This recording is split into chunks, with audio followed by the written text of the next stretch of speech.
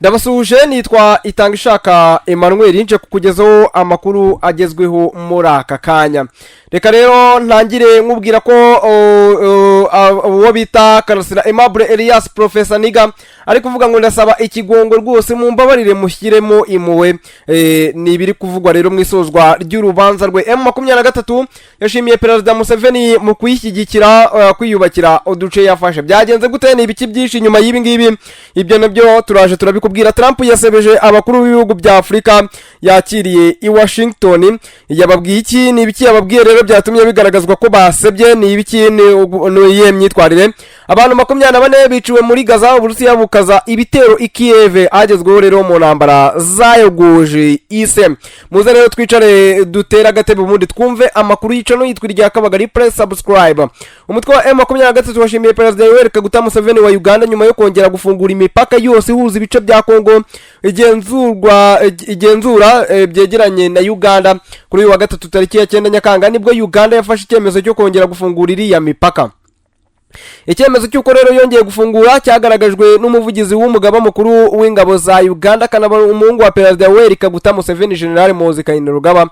Colonel Chris Magezi yanditse mu izina rya General Muhoozi ku rubuga rwa X aravuga ngo Perezida kanaba umugaba w'ikirenga wa UPDF yavuze ko imipaka yose iherereye hafi y'ibirindiro bya M23 itayongera gufungurwa by'aka kanya.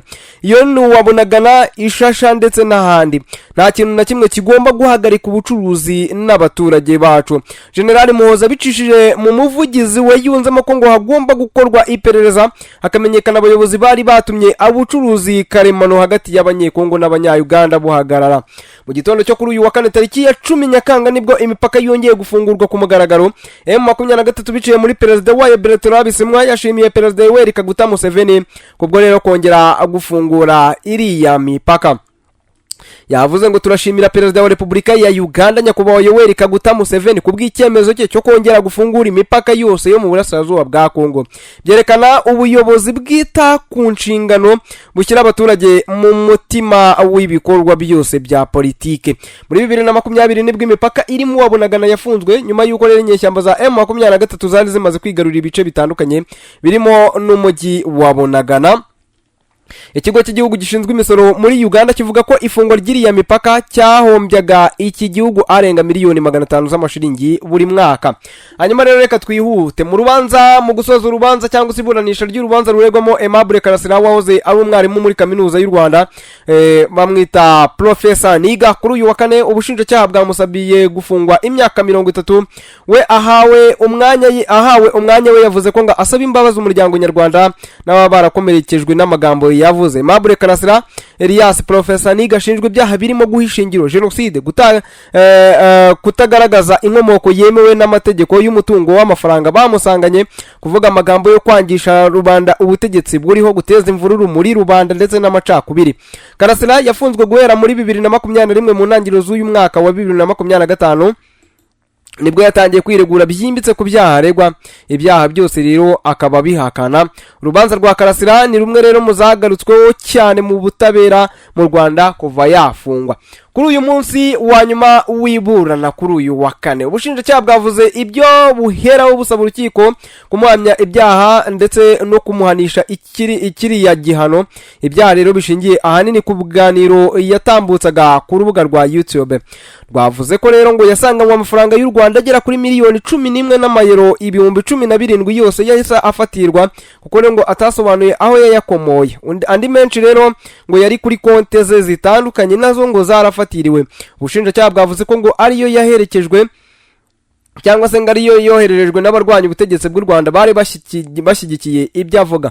Ubushinjacyaha bwavuze ko ngo busabira Karasira gufungwa imyaka 30 n'ihazabu ya miliyoni 52 z'u Rwanda, ibihumbi 32 by'amadolari y'Amerika ndetse n'ibihumbi 17 by'amayero, yose hamwe rero n'ihazabu ya miliyoni 130 y'u Rwanda. Bunganira Karasira banenze ubushinjacyaha ko ngo kuri uyu munsi wa nyuma wo gupfundikira urubanza ngo bwazanye ibimenyetso bishya byo gushinja umukiriya wabo.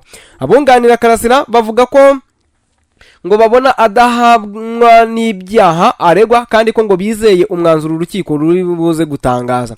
Mbere yo gusoza Karasira ha umwanya wo kwisobanura yavuze ngo umuntu waba warakomerekejwe n'amagambo navuze akayumva ukundi ndetse n'umuryango nyarwanda nkaba mvuze ngo ndasaba ikigongwe uwo byakomerekeje wese. Karasira yavuze ko ngibyo abikoze kugira ngo rero aruhuke ku mutima. Aravuga ati umunyarwanda wese yumve ko ngewe ntafite intego yo gucamo abantu bice ndetse no guhakana jenoside kandi nzi neza ingaruka yangizeho. Yavuze kandi ko ngo yizeye ibyo urukiko ruzagena kandi ngo azabyemera. Urubanza rwo rurapfundikiwe. Urubanza rwavuze ko bavuze ko rero ruzasomwa cyangwa se urukiko rwatangaje ko ruzasomwa umwanzuro wawo ku itariki ya 30 Nzeri cyangwa se mu kwezi kwa 9 2025. Ngayo nguko rero ibya Elias Professor Niga. Kuwa 9 Nyakanga 2025 ubwo twagiye kwa Donald Trump, perezida wa Leta Zunze Ubumwe za Amerika. Donald Trump yakiriye perezida wa Liberia, wa Gabon, wa Mauritania, Senegal ndetse na Guinea-Bissau. Bagiranye ibiganiro byibanze cyangwa se ikiganiro cyibanze ku bufatanye mu iterambere ry'ubukungu. Igice cya mbere cy'iki kiganiro cyabereye mu ruhame imbere y'abanyamakuru nk'uko Trump amaze asanzwe cyangwa se asanzwe abigenza kuva yasubira ku butegetsi muri Mutarama 2025. Trump yafashe ya mbere asobanura uruhare rwa Amerika mu gukemura ikibazo cyangwa se ibibazo bya Afurika nka Repubulika Iharanira Demokarasi ya Kongo, Sudan ndetse na Libya. Yavuze ko Amerika ngishaka kwifatanya n'ibihugu bya Afurika mu bukungu ndetse n'izindi nzego kandi buri ruhande ngo rukabyungukiramo, bukava rero mu nkunga zatangwaga na USAID bukajya mu bucuruzi. Amaze kuvuga ijambo yabwiye abakuru b'ibihugu byo muri Afurika ko byaba byiza buri wese avuze make. Ati ntekereza ko byaba byiza buri wese abwiye itangazamakuru riri hano amagambo make. Perezida Mohamed Ould Ghazouani wa Mauritania yashimiye Trump kubwo kumuha ijambo, kuba yaramutumiye muri Amerika ndetse no kuba akomeje guharanira amahoro hirya no hino ku isi. Ati ndi perezida wa Mauritania. Mauritania ni igihugu gito gituwe n'abaturage miliyoni 5. Ntabwo turi igihugu gikize, dufite ibibazo byinshi bijyanye n'imibereho y'abaturage bacu, ariko mu bundi buryo turi igihugu gikomeye. Ageze aho ngaho Trump yakaraza urutoki yereka Gonzana kagomba kwihutisha ijambo rye kugira ngo rero nabandi bavuge. Gonzana nawe azamura umutwe mu byerekana ko ngo yumvise ibyo abwirwa na Trump. Gonzana yakomeje ati Mauritania ikoze kuri Atlantique, ibituma ahubwo iba umuturanyi wa Amerika, ihuza Afurika y'Amajyaruguru ndetse na Afurika yo munsi y'ubutayu bwa Sahara. Mu bijyanye n'umutungo dufite mwinshi cyane n'amahirwe menshi yo gutanga bijyanye n'ishoramari. Ubwo yarakomeje gusobanura umutungo wa Mauritania, Trump yazunguje umutwe aramubwira ati ariko ntabwo nshaka kumara umwanya munini kuri ibi bintu. Bishobotse twakihuta kurusha uko turi kubigenza rwose kubera ko gahunda iracyari yose. Trump yakomeje abwira abakuru b'ibihugu bya Afurika ko byaba byiza buri wese agiye avuga amazina ye n'igihugu ayobora byonyine. Ati ntekereza ko byaba byiza buri wese agiye avuga amazina ye ndetse n'igihugu cye. Perezida Umaro Sisoko Embalo wa Guinea-Bissau niwe wakurikiyeho, yizeza Trump ko atavuga menshi. Hanyuma rero asobanura ko igihugu cyangwa ari gito ku buso ariko kikaba kinini mu mahirwe y'iterambere nubwo kitari ku rwego rwa Amerika, ndetse n'ijambo ritarengeje iminota 2. Yabivuze mu ijambo ritarengeje iminota 2 nyine. Joseph Boakai wa Liberia we yahawe umwanya ashima umubano umaze igihe kirekire hagati y'igihugu cye na Amerika. Asobanura n'umutungo gifite urimo amabuye y'agaciro, bityo ko ngo yifuza ko abanyamerika bashoramo imari. Nyuma y'ijambo rigufi rya Boakai, Trump yamushimiye aseka cyane ati Cyongereza cyiza rwose. Ti wize hehe ku buryo ukivuga neza ryo? Ti ni hehe wize? Ni muri Liberia. Haravuga ati ni byiza. Kuri aya meza rero hari abantu basaga n'abananirwa kuvuga baturuka aho baturuka ndetse ntiyahavuze. Perezida Bassirou Diomaye Faye wa Senegal niwe wafashe ijambo nyuma y'abandi.